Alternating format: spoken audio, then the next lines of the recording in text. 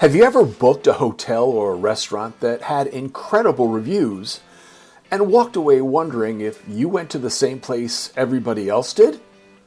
Today, we're going to talk about why that happens. Hey there, I'm Russ. Welcome to Explorations All Over.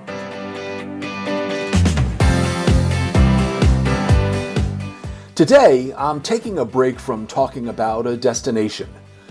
Instead, we're talking about travel reviews and how to actually use them. Because at some point, we all face the same thing. Hundreds of opinions, snarky comments, glowing praise, and you're left wondering, what do I actually trust? My goal today is to help you sift through all of that so you can make better travel decisions for you and the people you're traveling with. And before I go further, this isn't scientific. This is experience. What I'm sharing comes from years of reading reviews, writing reviews, and being on the receiving end of them as a business owner. And that last part matters. I'll explain why in a minute.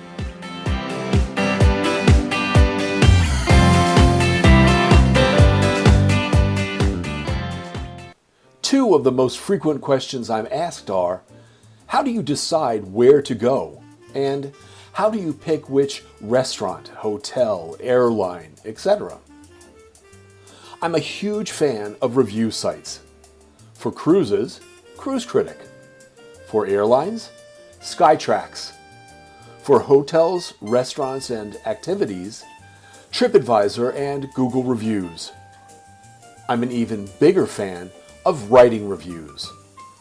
On TripAdvisor, I've written almost 1,100 reviews. I'll tell you why later. Let me give you a little backstory. Duncan and I owned a bed and breakfast in the town where we were living for 12 years. In that time, we were ranked the #1 bed and breakfast on TripAdvisor for 10 years. We also owned a 16-room boutique hotel for 7 years. I came to discover the importance of review sites and how to interpret them. During our tenure as bed and breakfast owners, it was my responsibility to solicit reviews from guests. Yes, that's legal and encouraged. As a business owner, I wanted to know what we did well and where we could improve based on guest feedback. On our online review request form, we asked each person booking how they had found us. Almost all said through TripAdvisor. We had fantastic guests and were so thankful to have them tell us how much they enjoyed their stay. It made our efforts worthwhile. I made sure that when we received a review, either good or bad, I responded quickly. 100% of the reviews submitted received a reply. I felt that if a guest took the time to write something, I should return the favor. If you're curious and try to look up the B&B or the hotel, you won't find it. We closed and removed the listings in 2020. What I want to do is to use our trip to Charleston as a practical example of how we use review sites to plan our trips. I'm going to reference the relevant TripAdvisor pages we used, so you can pause and follow along as you'd like. Understand that Charleston isn't the focus of this episode. It's just the lens through which I want to frame my observations. Start with the destination, which I talked about last season. You may use travel magazines or travel sections of local or national newspapers. You may be on a travel, cruise, or airline mailing list that's running a special. Charleston has always been a place I wanted to visit. I had this vision in my head. Beautiful, historic antebellum mansions. Trees so heavy with Spanish moss they practically touch the ground. Plantations steeped in the rich yet controversial history of the Deep South.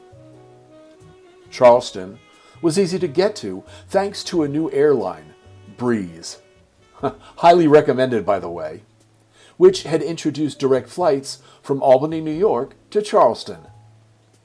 We had read a couple of articles about Charleston's burgeoning food scene. As foodies, this was really compelling for Duncan and me. So, destination? Check. Next, where to stay. Start with TripAdvisor's main page for Charleston. You'll see tabs across the top: hotels, things to do, and so on. There's a lot of information here, so the key is not getting overwhelmed. For this step, stay focused and click Hotels.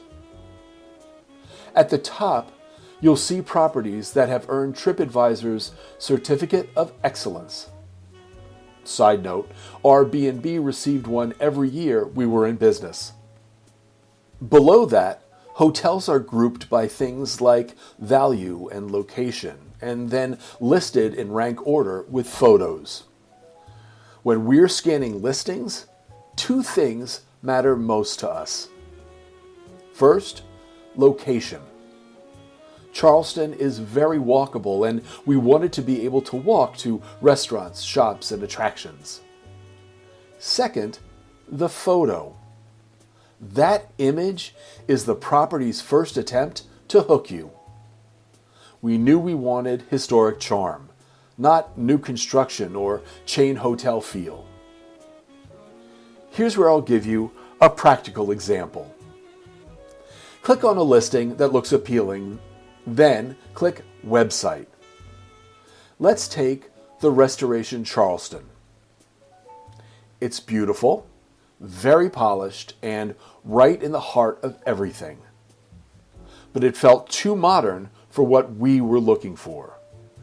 Lovely hotel, just not our hotel. So we went back to the main hotels page and clicked Wentworth Mansion. And here's where things get interesting. There's no website listed. That's not a mistake. If you Google the property, you'll find the website easily. But many hotels choose not to link directly from TripAdvisor. There, you'll see booking sites offering special rates.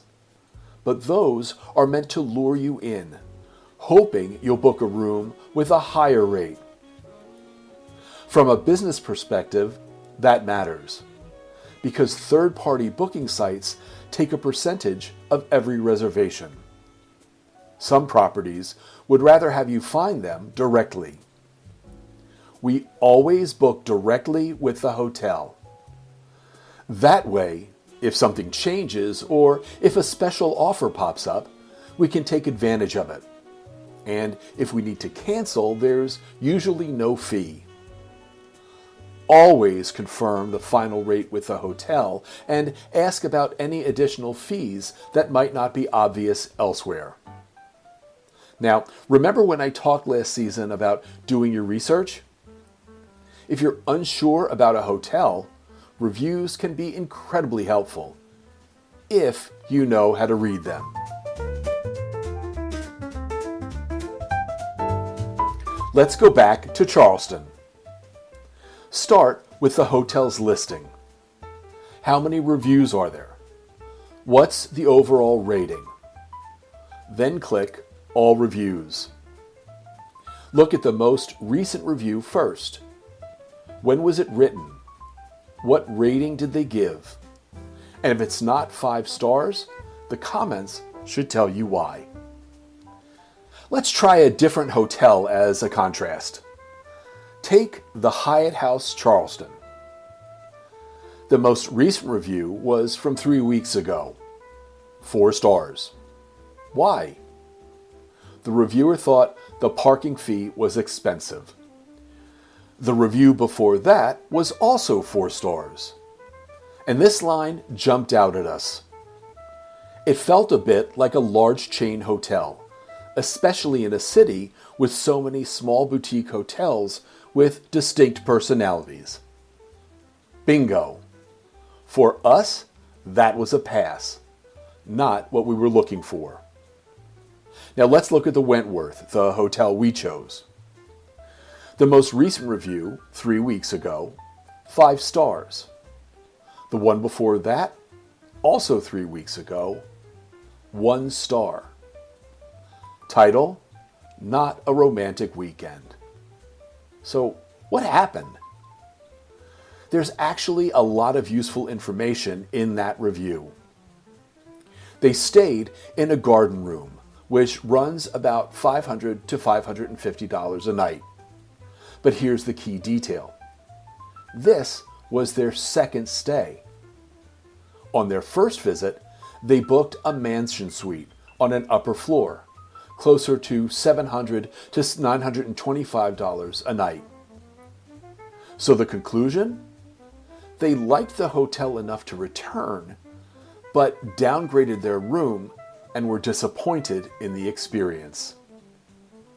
The hotel refunded the remaining nights. It doesn't say whether they stayed or left. What would I do with that review? Ignore it, especially since the next 3 reviews are all 5 stars. Now let's look at one more example. This time, a hotel aimed at more price-sensitive travelers. The Embassy Suites Historic District has an overall rating of 3.5 stars. The most recent review, 4 stars. Title, Good Hotel in Need of an Update. The comments mention the hotel feels run down. The next review, 5 stars. Perfect location, great experience. So, who's right? We keep going. The next review, 3 stars. Quote, please renovate the rooms. Same issue. One more. 1 star. Great location, but the room was no better than a cheap 1-star hotel. That's enough. This one's a pass. And that's how you do it.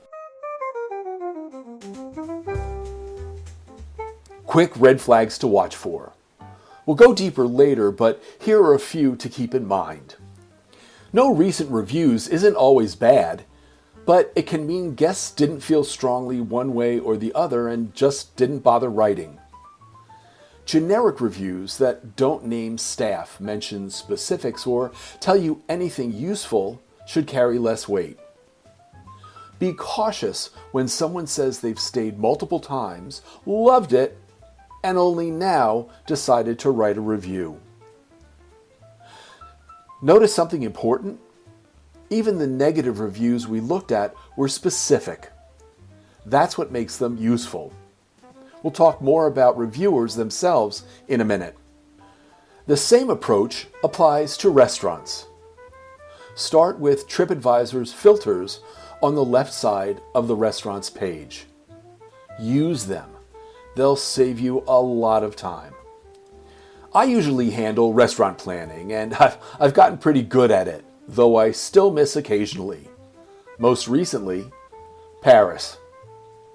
Our criteria is simple. Local, not touristy, local cuisine, and a menu that offers choices but isn't a novel. Price is subjective and depends on the night. Is it a celebratory splurge or a glass of wine and a bowl of pasta kind of evening? So, back to Charleston. If I'm being honest, I rarely pick the top-ranked restaurant unless something really stands out. If you don't use filters, TripAdvisor will sort restaurants for you, but be careful. If a restaurant is listed as featured and appears at the top, that placement is paid for. That doesn't mean it's bad, but it does mean you should look closer. We were in Charleston for 3 nights. So the question was, what do we pick for the first night? I always start by looking at the full list, no filters. At the time, Palato was ranked number 1, Brooklyn Italian. Now, having lived in New York City for over 20 years, the last thing I wanted in South Carolina was Italian food from Brooklyn. But this gives us a perfect opportunity to talk about reviews and reviewers. Remember when I said earlier that I've written almost 1,100 reviews? That means I've had a lot of good experiences and a lot of bad ones, which gives me a backdrop for comparison. Here's how I spot questionable reviews. The most recent review was from Kendall. 766 contributions from Hilton Head, South Carolina. 4 stars. Service was slow. Legit. The review before that, 1 contribution. No home location listed. 5 stars. XYZ bartender was great. Great menu recommendations. That's generic. That raises a red flag. Next review. 1 contribution. No location provided. 5 stars. Lots of praise, but let's click the reviewer's profile. Joined TripAdvisor in 2020, and this is their first review? That gives me pause. Next, 44 contributions from New Jersey, 5 stars, specific details. Legit. Then another, 1 contribution, no location, 5 stars. Food and atmosphere were amazing. XYZ controlled the tempo of the food coming out. Interesting, because the previous review almost said the same thing. Here's the takeaway. Businesses can pay for fake reviews, and with AI, that's becoming even easier. TripAdvisor's algorithm rewards ratings and frequency. So ask yourself this. How does a restaurant rank number 1 out of hundreds with relatively few reviews? Not every review is fake, but patterns matter. Now let's compare that to the number 2 restaurant. Circa 1886. Full disclosure, this restaurant is associated with Wentworth Mansion, and we had dinner there on my birthday. I also wrote a review because the experience was outstanding. The most recent review? 4 stars. Specific issue with a food allergy. Legit. The one before that? 5 stars. Anniversary dinner. Detailed descriptions, course by course. Legit. Another from London. Short review. At first glance, I thought maybe fake, until I read the restaurant's response. They addressed the reviewer by name. That tells you something. See the difference? Not everything goes as you expected or possibly as the business planned. You have to do what Ken K did, who dinged the hotel as being not romantic. Say something. Although in his case, it was nothing the Wentworth Mansion did wrong. He just chose poorly. To underscore the legitimacy of the hotel, his complaint was immediately addressed. Complaints are legitimate. Things go wrong. The key is when and how they're handled. In Season 1, Episode 5, Destination South Africa, I talked about an experience we had on a safari excursion. We booked a shore excursion through Silversea Cruises to Mopongo Private Game Reserve. It carried an additional fee since it wasn't included in the cruise fare, and it was a complete letdown, hugely disappointing. As soon as we returned to the ship, Duncan spoke with the shore excursion team and offered constructive feedback. Silversea acted immediately. and by the following day confirmed that our comments would ensure future cruisers wouldn't have the same experience. That's the difference timing makes.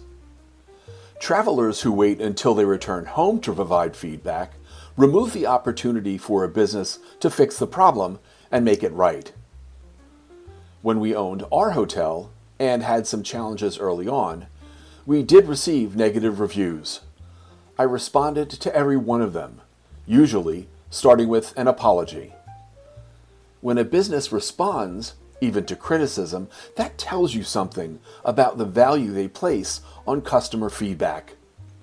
Sometimes, expectations themselves are the issue. Have you noticed that restaurants increasingly ask whether anyone has dietary restrictions? There's a reason for that. A significant number of negative restaurant reviews are written by guests with food allergies who didn't disclose them in advance. Airlines receive negative ratings because a traveler wasn't offered a complimentary upgrade, even when no seats were available. The bottom line is this. Most business owners want you to be happy and will do what they reasonably can, but there are limits. Everything I've talked about here has focused on TripAdvisor for hotels and restaurants, but these guidelines apply everywhere reviews live. Google reviews, Yelp, airline rankings, and cruise forums. The patterns are the same, even if the platforms differ. For example, Cruise Critic vets reviews carefully before posting them, so outright fake reviews are rare. But low ratings driven by petty complaints are still common. A fair review isn't meant to punish, it's meant to be accurate. Quick pause for just a moment. If this episode is resonating with you, if it's changed how you think about travel planning, reviews, or expectations, I'd love to hear from you. You can leave a comment wherever you're listening or reach out through the Explorations All Over Instagram or Facebook pages. And if you enjoy these deeper conversations about travel, not just where we go, but how we experience it, following or subscribing helps more people find the show. Okay, let's turn the tables and talk about writing reviews, because I'm a huge fan.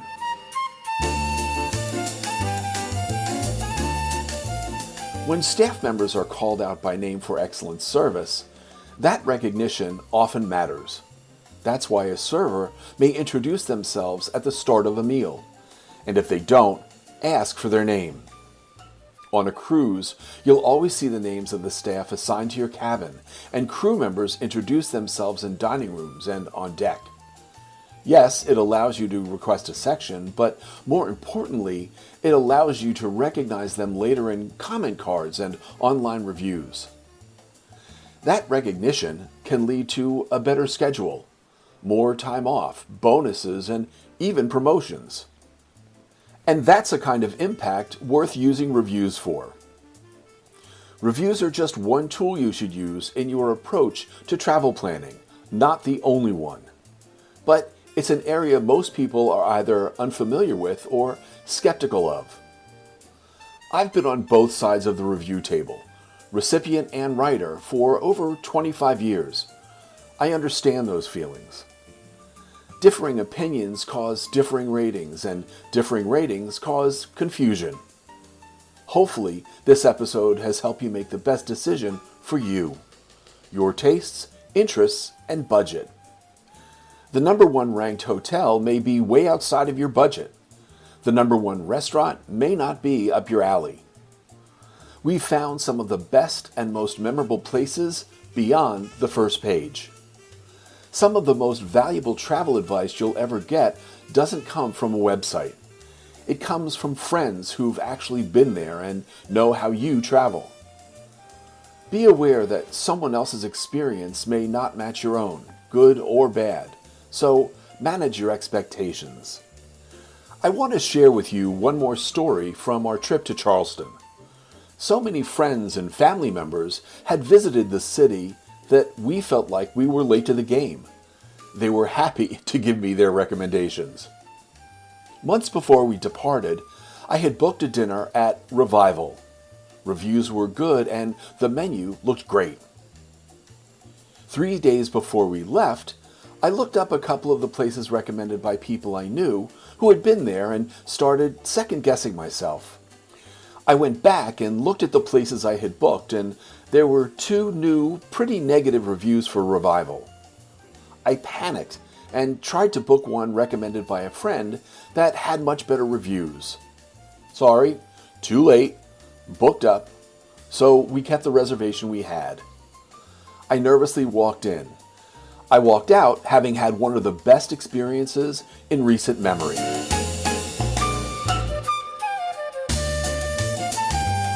Up to this point, we've been talking about reviews almost as an idea, something you read before a trip or right after you get home. But reviews don't really happen online. They're created in small moments during a trip itself. And just a few days ago, we had one of those moments. We were visiting a friend and took a short side trip beforehand. While planning it, we decided to make a reservation at a restaurant that had outstanding reviews. People raved about the food and especially the views. It was considered one of the top dining spots in the area, and we were excited to try it. I called to reserve a table and left a message with the date and the time, asking for a return call to confirm. The call never came, so after a couple of days, we assumed it wasn't available and booked somewhere else. When we arrived at our hotel, the front desk told us this apparently was not unusual and suggested we stop by the restaurant in person. So we did, and were able to secure a reservation for the following night. We mentioned we planned to arrive a little early to have a drink at the bar. We were told the restaurant keeps closely to its reservation times. The next evening, we arrived about half an hour early. There was a staff member outside with a tablet and radio who checked our reservation and confirmed with the host inside before allowing us to enter. Inside, we said we would wait at the bar. Although there were empty seats, we were initially directed to stand. After we asked about the open seats, the hostess checked and said we could sit and that she would come and get us when our table was ready. We were eventually seated, and here's the important part. Once we sat down, everything changed. Our server was excellent.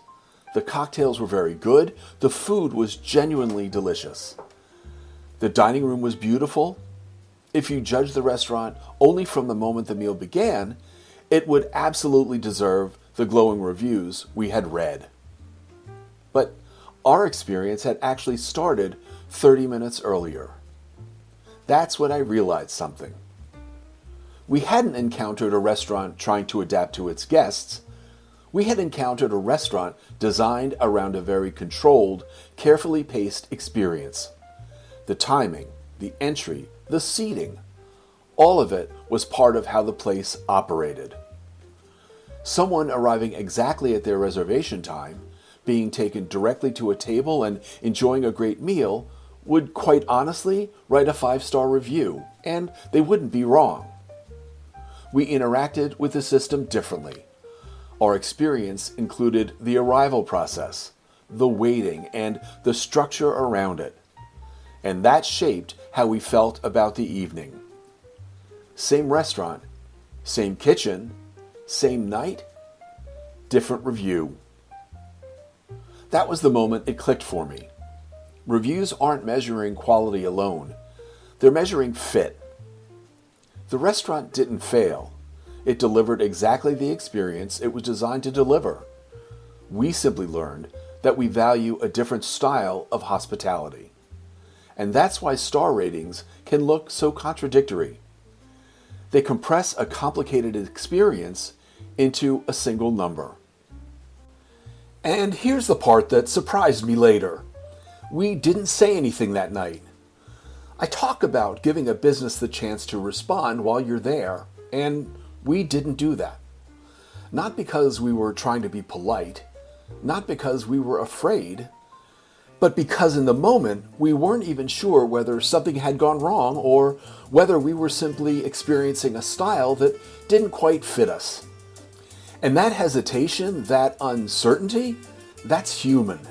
And it's a part of how reviews get written.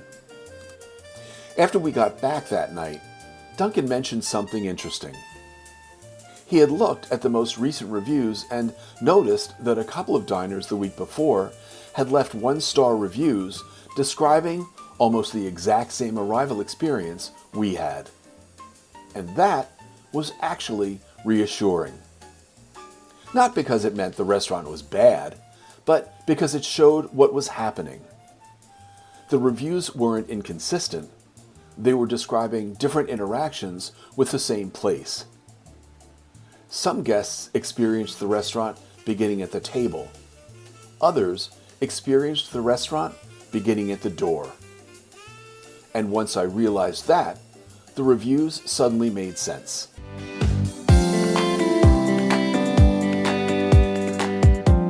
Reviews usually aren't arguments about quality. They're descriptions of experience, filtered through expectations, timing, and small moments that often have nothing to do with the food, the hotel room, or the attraction itself. So, read reviews. They're helpful. Just don't let the star rating make the decision for you. Let it help you ask better questions. Before I go, one small ask. If Explorations All Over is helping you think differently about travel, how you plan, how you choose, or how you experience it, I'd genuinely love to hear from you. You can leave feedback wherever you're listening or reach out through the Explorations All Over Instagram or Facebook pages. I really do read it and I really do respond. And if you'd like to support the show, following it really helps. If you want to go a little deeper, there are subscriber-only episodes starting at just $3 a month. You can find the link in the show notes. No pressure, just an invitation. Thanks so much for listening. I'm Russ, and this is Explorations All Over. Until next time, I'll see you soon.